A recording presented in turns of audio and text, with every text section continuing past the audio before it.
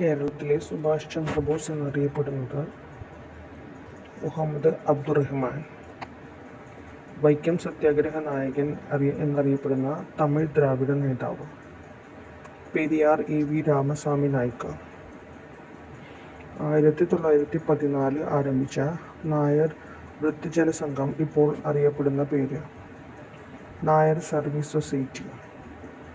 കേരളത്തിലെ ആദ്യത്തെ കൂട്ടുകക്ഷി മന്ത്രിസഭയെ നയിച്ചത് പട്ടം എ താണുപിള്ള. പുല്ലാട് ലഹളയ്ക്ക് നേതൃത്വം നൽകിയത് അയ്യങ്കാളി. കേരള നിയമസഭയിൽ ഏറ്റവും കൂടുതൽ മണ്ഡലങ്ങളെ പ്രതിനിധാനം ചെയ്ത അംഗം എ.വി. രാഘവൻ. സ്വദേശാഭിമാനി കേസരി അവാർഡ് നൽകുന്നത് ഏത് മേഖലയിലെ മികവിനാണ്? പത്രപ്രവർത്തനം. ആധുനിക കാലത്തെ മഹാത്ഭുതമെന്ന് ഗാന്ധിജി വിശേഷിപ്പിച്ച തിരുവിതാംകൂറിലെ സംഭവവികാസം ക്ഷേത്രപ്രവേശന വിളംബരം. ഏത് പ്രക്ഷോഭത്തിന് ഭാഗമായാണ് 1920 ഗാന്ധിജി ആദ്യമായി കേരളത്തിലെത്തിയത്? ഖിലാഫത്ത്. സ്വാമി വിവേകാനന്ദന്റെ 1892 കേരള സന്ദർശനത്തിന് വഴിയൊരുക്കിയത് ആരായിരുന്നു? ഡോക്ടർ പൽപ്. എ.കെ. ഗോപാലൻ വളണ്ടിയർ ക്യാപ്റ്റനായി പ്രവർത്തിച്ച സത്യാഗ്രഹം ഗുരുവായൂർ സത്യാഗ്രഹം. വിദ്യാപോഷിണി സഭ ആരംഭിച്ചത് സഹോദരൻ അയ്യപ്പൻ.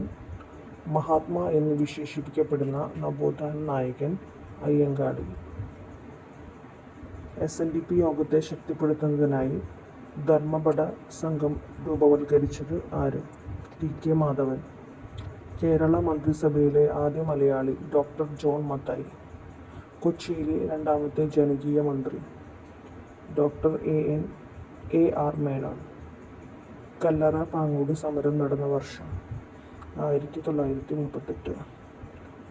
രാജ്യസഭയുടെ അധ്യക്ഷനായ ഏക മലയാളി K.R. നാരായണൻ. സഖാവ് എന്ന നാടകം ആരുടെ ജീവിതകഥയാണ് അവതരിപ്പിക്കുന്നത്? P. കൃഷ്ണപിള്ള. ഇന്ത്യൻ ഭാഷകളിൽ ആദ്യമായി മലയാളത്തിൽ കാറൽ മാർക്സിന്റെ ജീവചരിത്രം രചിച്ചത് സ്വദേശാഭിമാനി K. രാമകൃഷ്ണപിള്ള.